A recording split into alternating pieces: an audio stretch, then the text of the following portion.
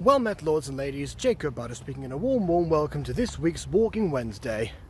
I have yet to clear my storage on here, but we have 18 minutes to enjoy of this wonderful riverside stroll that we're on today. In fact, I believe that I actually tried to find this path, particularly, or at least I was always on the other side. I couldn't find a way to cross, and then I realised, wait a minute, there's a bridge right here, and an exit that goes this way, right past one of the churches. So yes, I had the Lord to guide me on my path today. Quite fittingly so. But oh well. What I don't have a guide on today is actually what to talk about in this video. Or at least stuff that, you know, people like my family or such would be interested in. Because, yeah, on the YouTube side of things, a lot of stuff has been happening. On the regular day-to-day stuff, it's been, you know, mostly driving sessions. And most of it shot to the same place, in that, for that matter. Today was a bit different, actually, because they were doing a practice of some kind of, you know, an emergency situation, which makes me worried they think that something bad is going to happen soon, which I wouldn't be surprised at, but regardless. So while they were doing that, we decided to avoid the area, just, you know, not get caught up in the mess. But yeah, we've been doing a few things around here, and I've been dropped off. But yeah, because it makes a big difference not going to the same place, you know, driving to the test center every day, then you know, picking a different route for the exam while you're there. Because the plan is that for the driving exam, they don't publish the routes officially, but some people have worked them out. So we're going down a few of those to practice, basically, and yeah. So yeah, that's always the thing, and more often than not nowadays, actually, I get tired and then I continue back. And there's a pattern, actually, that, you know, maybe it's because I know the path so well, but so, you know, my best driving is always, you know, towards the beginning. Maybe when I'm not like too you know, I'm not too de-energized, or, you know, in my head about possible mistakes to make or something, and I therefore make them. Or maybe it's just a case of, you know, I need to be at my optimal best for the actual session. You know, not really sure either way. But yeah, more than that, I've been, yeah, my mum has been driving me back from the place just to give me a break, which I do appreciate, because I did say a couple of times that, you know, doing, you know, especially long driving lessons, because particularly my mum said, you know, we're going to do a long drive every day, to which I got worried because, you know, I was backed up with a bunch of stuff. But you know, she felt that was what I needed for the exam. If I did that much of a catch-up, then, you know, so be it. I didn't say anything about it. So, but that got me worried, of course, because, you know, during this time, you know, there's other projects that I've put aside, or that have been backed up. You know, well, review requests is one thing, because I can get through those. You know, that's a one-at-a-time deal, regardless. But, you know, other things that I've been trying to finish up, the Maddie video particularly. Oh, I know what to talk about this week, actually. There was something that happened midweek that I said was going to be the topic of today. And, yeah, I probably should actually address that specifically rather than talking about the other stuff. So I guess I'll just spitfire the things that I was going to say in the video before I talk about the main point. So, okay, so spitfire stuff. Music Freak spin-off, the review of which performed surprisingly well. And we did say this, that, you know, the spin-off itself and how wholesome it was in comparison to, you know, the high-stakes drama that Music Freak became afterwards might be a bit of a better recipe for Rosie Closey than what we've seen so far. Because, yeah, people tired of the Music Freaks around the middle section when the drama started getting a bit more intense. But then came back when it became super intense. So I don't know. It's an interesting shift there. And naturally, of course, the application of Gacha Life 2 into animation, for better or worse. People talk about, you know, like outlines and hands and stuff like that. You can watch the review to find those out. But yeah, it seems that Elliot is a much more relatable main character to most of Rosa Closey's audience, which kind of makes sense.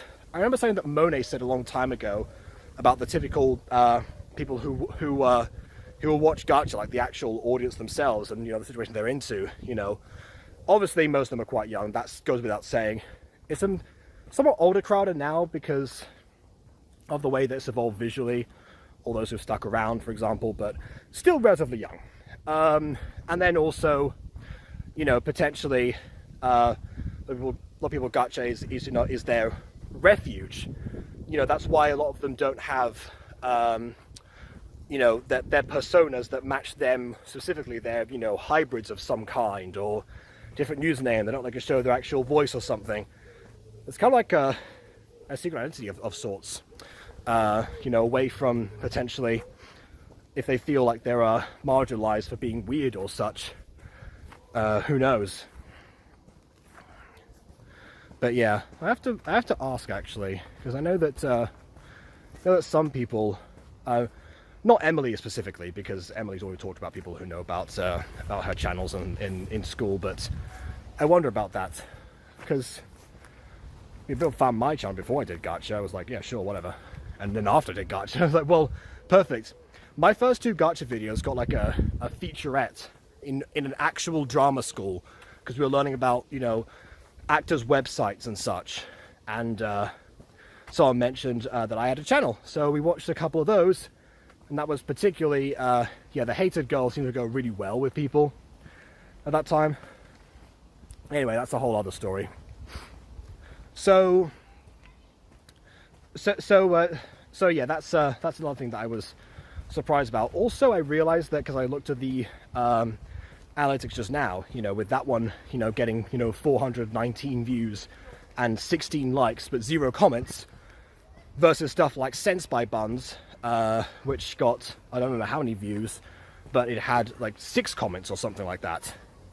It made me realize something, you know, that I've said before that Gacha Review, you know, I don't cover, you know, trending videos too often, or, you know, videos from huge channels that are, you know, like the super well known ones, all the time, even though, you know, from most people's point of view, that would probably be the easiest thing for me to do. I don't do that, because I want, you know, all of Gacha to be, you know, taken seriously and analysed in the same way as each other. I mean, crack jokes, of course. I mean, like, take too seriously. I mean, you know, take it seriously as an artistic expression of oneself. And not to do that, you can't go just by views, because other people are trying to get their name out there. And, you know, whether or not Gacha Review helps them, that's a whole other matter. But I just mean in the sense of, you know, the start of your artistic journey is just as important as the continuation, if not possibly more so. But I realized from an analytic perspective, actually, it sort of works out too, if you think about it. Because if you watch content that's made by smaller creators, you're more likely to get noticed by said creators or their associates. I actually rewatched KW's video of you know, someone reacting to the Secrets of the Plex episodes, because she wasn't there for that, for my first review, but then she actually made a I guess a response addressing my particular points or something, and because she already done a reaction of herself, but yeah, the way that she was excited by that, you know, someone reacted to this or did a review, I can't remember what it was. But yeah, that's just one example. But yeah, the smaller creators, more often than not, well, they're the ones that end up, you know, popping round to see the reviews when they're occurring, or requesting them themselves as well. So I like to think it's helping them out. But yeah, that means that it's more of a direct engagement. So it's a different form of promotion via the algorithm that actually kind of goes unnoticed now that I think about it. Because everyone thinks like, oh yeah, okay, trending topic, you'll get clicks from the newer people. But, you know, the engagement from the older people is still important. And if anything, you know, a lot of YouTubers that make it big say that they wish they missed the days of their smaller audiences when they were able to be a bit more personal. So hey, potentially there's you know, two sides of that coin, and you know, they're both shining in their own ways, I suppose. If that makes any sense whatsoever, which I'm not sure if it does. Oh look, here's the path that connects the two places. It's a bridge. You can actually open these to let the boats out, but or let the water flow down into there, and so the boats can continue. And it's private property as well in that way, so okay, I need to see if I can actually go around here or not. Anyway, so that was the other points, and actually, considering where we are right now, I'm going to pause this video, possibly upload this and post this somewhere, and then restart again once I have more space, because I have the main content to talk about, and I can't do that in 4 minutes. You know why you're here, so in a moment, I will address that. So we'll be right back. I changed my mind. I just deleted some apps instead. So we're going to continue and probably do this in a couple of parts, because again, this is so much information that it warrants a lot. So, 5 years ago, I was a part of a series called Yandere High School. Not one that you might be thinking of necessarily, unless you're thinking of the LadyMania one. If you remember, when I originally signed up for Team Mania, it was actually, well, it was called Team Mania, it's called Maniac Studios now. It was actually to play Ian Hills from the series Mystic Hills. And, I actually signed up through this Google sign-up sheet that she made for applications of voice actors when Mystic Hills Season 1 was coming to a conclusion and Season 2 was going to incorporate voice actors. I thought, you know what, why the heck not? And so I did, and that was, I think, the first voice acting gig that I actually landed in any capacity. Not the first one I'd gone for, obviously, but the less said about those, the better. So yeah, I was over the moon. I wasn't able to go for multiple parts because after I sent in the application on my Discord, I got reached out to almost immediately by Mania, and then said that, you know, I got the part and such. Then afterwards, it turns out the one person was able to voice multiple roles before they left. I signed in incorrectly. I thought, okay, if I tick one of these, I'll just submit multiple applications and see what happens. Because not that they had any voice references or anything, so there could have been a number of directions that one would go in. But anyway, the reason that's important is because it set the precedent. So, you know, I was in a couple of Mania videos. Ian barely had any lines, but you know, the ones they did have, I was happy for. But then, of course, you know, I start thinking, like, you know, I'm not, you know, I'm just sounding like myself for the most part, because again, no references. Ian was just a slightly posher version of me, and there wasn't much else that I applied at that point. There were a couple of other gigs that I got around this time, all of which again involved me sounding like just myself. The reason this is important is because it's the reason that I decided to go in a particular direction for the next character in question. So fast forward to 2019, this is from 2018 I mean, so 2019 this is, and I get reached out to by Mania again. Not for more Ian lines, mind you. This time it was for, you know, well, actually no, it was a server update of anyone who might be interested in taking part in a series that she had somewhat come up with, inspired by It's Funny, I believe. Don't quote me on that, but as soon as she came up with, and with brand new characters. And I thought, oh, brand new characters, eh? Okay, well, let's do that. Sign me up. So this and again, this is post Mutant Girl starting. So by this point, I've already been Mr. Grayson, you know, Koki, a couple of the other bit characters that hadn't been filled in by the other VAs that I was working with at this time. And of course, this is pre-Fallen Angels, where I got cast as, half the people. So we're in that middle territory. So I'm giving myself a bunch of roles that don't sound like me. But before the voice acting community in Gacha took off, no one else was interested in like any of the other stuff I was doing, apart from when I sounded just like myself.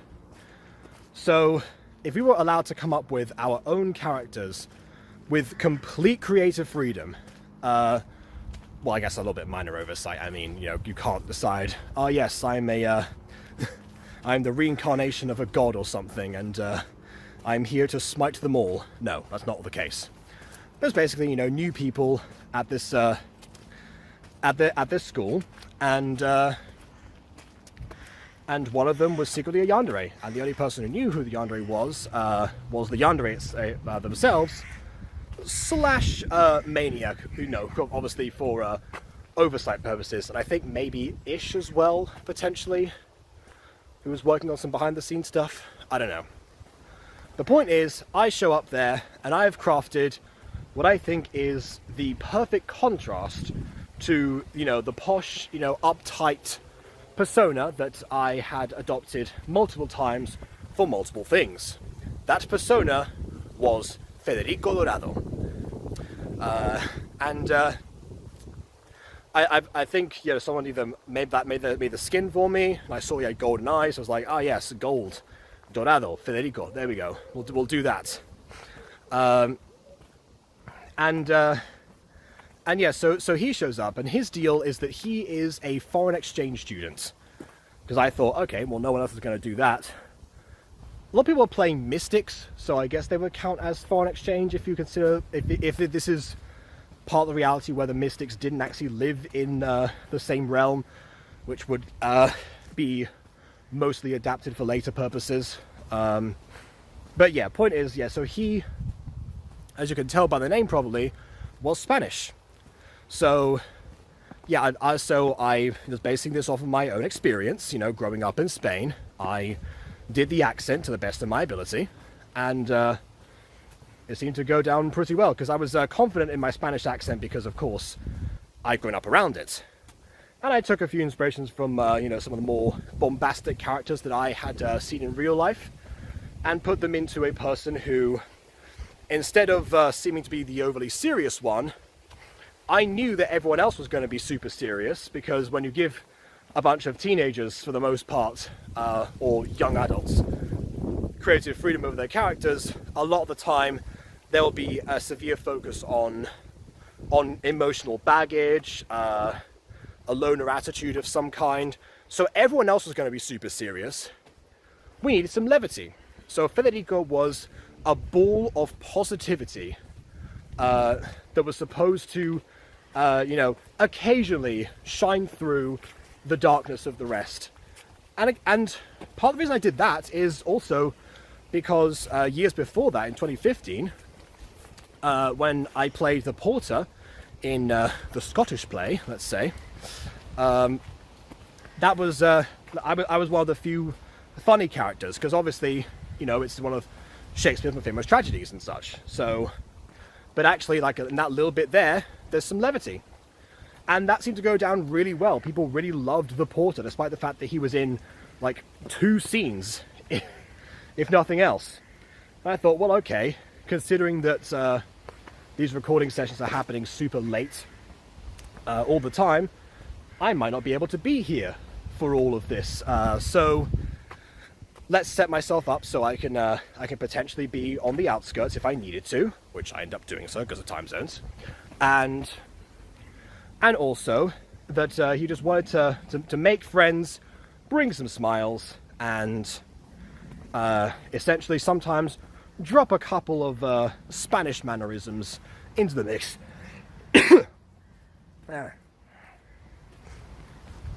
As one does. There. So that was that, and that was my plan. And as soon as that came to be, we got to that point, we filmed the first episode, and we kept on filming more and more. But as for the first episode, it seemed that its introduction, I thought, you know, there was a couple of minor bits and pieces that didn't go so well. There's also going to be some drama and such in there. You know, we'll iron out these kinks later. Nothing major will come out of this.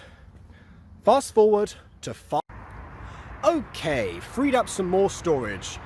I'm not going to have any more apps on this phone after this, I swear. But in any case, so like I said, 5 years later, you know, the series has concluded. You know, we filmed a lot of them consecutively. We, you know, they were posted on a regular schedule, and yeah, we all essentially just moved on with our lives. Some people stayed on to do more Mania projects. Some of us mostly went independent after that.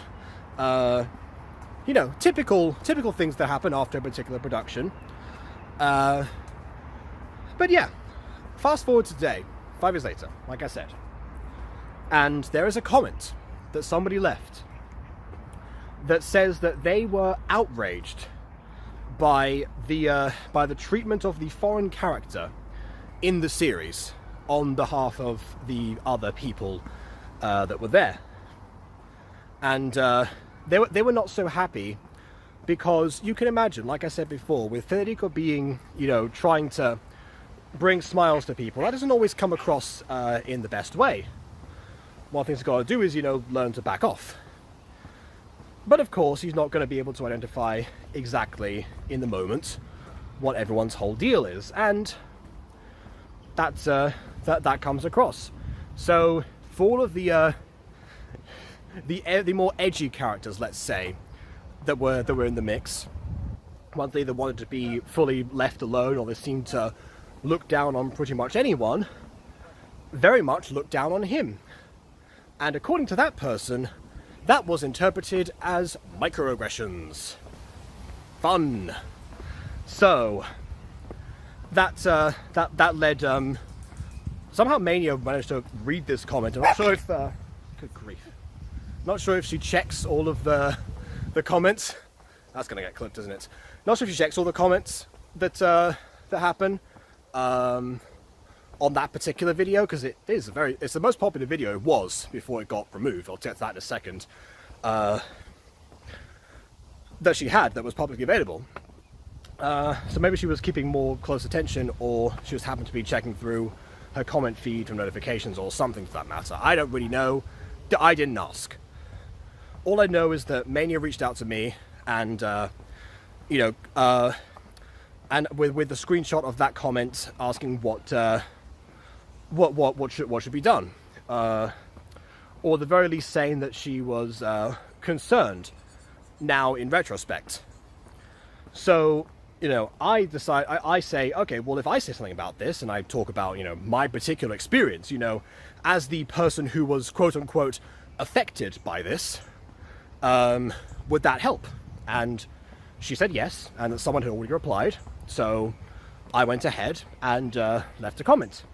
I clarified a lot of the stuff that I've already talked about in the last part of this video, about my process behind that. I also mentioned in that comment was that that I didn't see there was any particular problem that you know, either people were laughing at Federico or anything, because he was intended to be funny. And now, having revised the video as well, yeah, some of the stuff as I said there was, you know, very, very clearly meant to be jokes. Like, for example, there was a whole bit that Mania and it was either Luna or Blue, Mania and Blue particularly found funny in the solo scenes, which was the fact that Federico was mesmerized by the fact that Blue was not only nicknamed Blue but also wore blue. The joke being, of course, he himself was wearing blue at that point, so every time that he mentioned "Ah yes, you are wearing blue. That's a very wise decision," like that. Then that was one thing that caused them to laugh, particularly. Yeah, it was an intentional one-liner that got the reaction it was desired to have. And that's not the only example, it's like the most prominent example. There are some bits where, I'm saying stuff like, I was here, I want friends, like that kind of thing, being like, I'm self-aware that I'm a loner, so I require social activity, please give me, please let me have friends, that kind of thing. Not only that, but I also think somewhat relatable. I don't know. So yeah, beyond that, of course, the reactions from the less enthusiastic characters. It's weird because, most of the time Federico interacts with Mania and Blue specifically, and a few other situations. Because the first episode is, the main conflict is that, I think it was Grey steps on Ish's tail, Ish lashes out at Grey, and there's a whole debate on, who took things too far in the interactions, because Grey also not a fan of mystics. Again, if you want to talk about overt racism or something, then that would be the plot point. Grey does not like mystics. That was the idea. And he learns from that. But yeah, so that was the main conflict of the episode, and where the most focus was on Grey and Ish. So yeah, Federico doesn't do too much in that first episode, so it was just those interactions of people laughing at his jokes, or potentially shutting him down if they don't want to be around him. And I'll get to that in a moment because I'm running out of storage yet again. Excuse me. Okay, more screenshots gone and more applications deleted. But it's okay, we're getting through this story. I will get through this story if it is the last thing that this phone ever does. So, where was I? I think I was at the point where I was talking about the few things that could have been drawn upon from the video in question. So yeah, so the response after that, after I explained what my intentions were as the actor, and I also admitted that somebody behind the scenes, a few people did warn me that they thought that I might come across as racist for the character. I explained to them at the time, no, this is, that's not what this is at all. I'm playing a character who happens to be Spanish, but the important aspects of him, come from other places. Somewhat ironic that, I got accused of having lack of diversity in some instances, in some series in the past for various reasons, and yet, when I actually do try that for myself, there's the result. But anyway, the point is, we continued. They continued to talk because I didn't realise. I thought, okay, well, I said the comment, and then that's that. Let's, hopefully that clears things up, and we'll move on. Somebody who must have misunderstood the intentions, and also, not to, as Spanish say, tirarme flores or anything, but I believe that they were under the impression that I, the actor, was actually Spanish rather than just the character, which means they were convinced by what was done. I don't say this to toot my own horn, I say this to provide the context. So yeah, but then afterwards, they seem to have really not gotten the message at all. So, one day later, I'm streaming, doing my usual thing. Then it was either Josh or Ghost Kitty who said to me that Mania had made a community post recently, and saying that the Underlying High School series was being taken down due to underlying racism. That's the quote from the community post itself. Or it would be taken down in a few days. So I think it was Ghost Kitty who mentioned that, because she went back and checked all of them. So yeah, I was shocked by that, and I was busy at the time, so I didn't reach out to Mania after this, but I reached out the day after, on the day that the series itself was in fact deleted, or unlisted, I should say.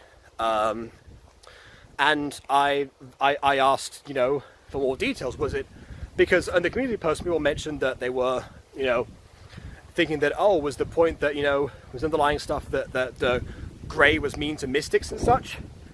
And only I and my stream at that point knew that there was, more context to that. Because bear in mind, this is a comment that came out from on a video 5 years after it was uploaded, with only 4 upvotes, and what I thought was 2 replies, one being my own.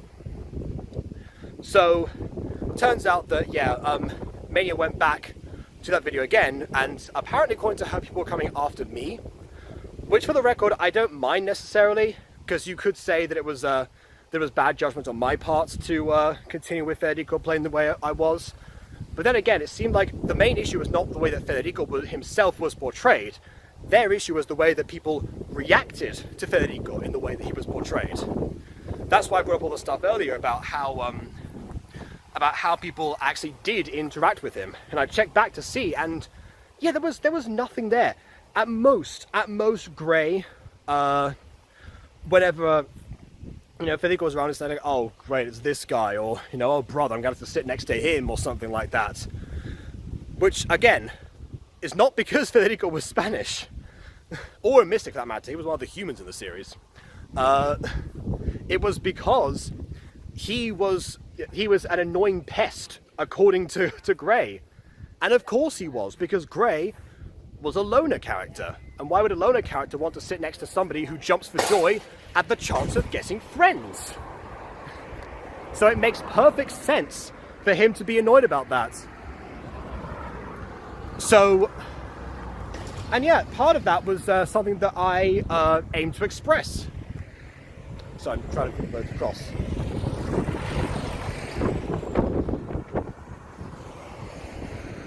But weirdly enough,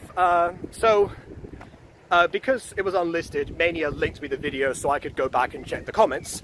I haven't replied to any of them, because if I did, that would notify the people, and then they would start the whole comment thread to begin with, and the whole reason for deleting the video would be kind of null and void, or not for unlisting it, I suppose. So I look back, and I see some of the messages that people are sending, and at first, most of the time, they seem to be not coming after me. They seem to be still defending me, but not listening to me at the same time. It's one of those situations, if you were around in 2016, when radical feminism was, taking over on YouTube for some time. And, but the thing is that, a lot of the points that were being brought up by the radical feminists of the era, when actual women came out to say that they didn't find these things to be an issue, or there was a huge exaggeration, they were belittled and ignored by those same people. And it's kind of similar here. So, because some of the comments were like, I can't believe you can't, the fact that you can't see what was done to you was so distressing or something. And again, bear in mind, I haven't clarified by this point, I was in character and not actually Spanish, but moving on. Mania should have put a stop to this, or, don't you dare apologise. I did apologise in the comments. Don't you dare apologise. It's that witch's fault. I've never heard someone being called a witch specifically. Because, people say witch hunt all the time in the comments, but it seems like they're being very literal there. So yeah, it was a case of someone saying no, you're wrong. You person that I'm defending, your perspective is incorrect. Mine is so. Burn the witch, that kind of thing. So at that point, I already thought to myself this person was being a bit disingenuous. Because again, if I thought the reason that Federico was being, belittled by certain people in the cast, not even the majority, was because he was Spanish, I would have said so. Or I would have, brought that up, or, I don't know, remembered it at least. But no. So they were saying, oh, I hope that you found, a better group of friends or something like that. Which, again, despite the fact they claim to be a Mania fan, they don't know that I haven't featured in, I don't think, any Mania videos since Yandere High School. And, again, I've gone on the record to say, for reasons unrelated to this drama here, that Yandere High School remains to this day my worst behind-the-scenes experience, but not for that reason. The reason is because it was to do with my time zone. It was to do with the fact that people were either late or stuff would get super delayed during that time. I was already super tired. Usually whenever I actually tried to say like, oh, you know, wouldn't this be better this way or something, I would get shut down, not by Mania, but by some of the people who seem to be defending her as if like any personal attack on Mania was, you know, something that was, you know, a huge personal thing or something. It's like, no, any critique does not necessarily warrant that. In this case it does, because it's very specifically, I hope you feel shame, I bet you still find this funny, I'm making bold assumptions about you from a video from 5 years ago that I didn't find for some reason on your channel, despite the fact it's the most popular video that you have uploaded apparently and publicly. Like, it has too many holes. Like a Swiss cheese would have fewer holes than that story. But unfortunately, it worked. So, because Mania confirmed to me that it was the Federico stuff that she was defining as underlying racism. And I might have to ask her for like the other videos in the playlist or something. Because again, I look back at that actual episode, the one the commenter was talking about, and nothing happened in that one. And I'll clarify and go on the record and say that, you know, particularly Monet one time mentioned that I might potentially be unaware of microaggressions towards me because I'm so optimistic as a person. I guess I've tried to Federico as well in this case. But again, I thought about this, you know, actively thinking to myself, well, a microaggression would be something that, you know, directed at a person that would not have been addressed if they were, you know, of the same nationality. And if Federico was not Spanish, the same stuff would have happened. So, again, I think it's just to do with the character. Okay, last little bit, just because I have stuff to conclude. It's distressing to me, particularly in the situation, now with what's happened, because essentially because of one video, one comment on one video, an entire series that was left up due to the nostalgia and legacy that it has been removed. Again, I will check if I get sent the other playlist of the video, that whether or not there's something that got worse in a later episode. Because I point out like a bit of like a broken knee joke out of context, and people say like, oh wow, laughing at a broken knee, how could you? Meanwhile, the episode's all about someone's tail getting stepped on.